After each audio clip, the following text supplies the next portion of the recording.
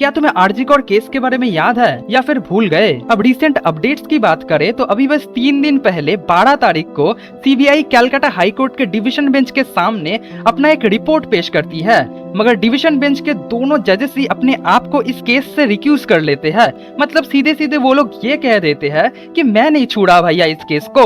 अब ये बात तो तुम्हें भी पता है कि डॉक्टर मौमिता देवनाथ का मदर इस साल वेस्ट बंगाल में हुई एमएलए की इलेक्शन में खड़ी हुई थी बीजेपी की तरफ से और वो जीत भी गई। अब भैया जब सारे लोग यही होप कर रहे हैं कि जस्टिस मिलेगी, मगर मुझे इस बात पे हाईली डाउट है और मैं ये बात कोई हवा से नहीं कह रहा, क्योंकि तुम खुद ही देख सकते हो कि सीबीआई के फॉरेंसिक के मुताबिक ये केस कोई गैंगरेप का केस ही नहीं था, जबकि पब्लिक का कहना तो कुछ और है। और सीबीआई किसके डिपार्टमेंट के अंदर आते हैं ये तो आपको पता ही है। तो मुझे तो यही लगता है कि सरकार को अगर इस केस को लेके कोई जस्टिस दिलाना ही था तो वो अब तक बहुत कुछ कर चुके होते, जबकि सच्चाई तो यही है कि आज के दिन तक सरकार के द्वारा इस केस को लेके एक रिपोर्ट तक पब्लिश नहीं की गई है। और अगर कुछ है भी तो वो है सीबीआई रिपोर्ट के नाम पे ये ढेर सारे न्यूज आर्टिकल्स और सुप्रीम कोर्ट के ऑर्डर के नाम पे ये कई सारे बुलशिट्स। बाकी तुम खुद समझदार हो।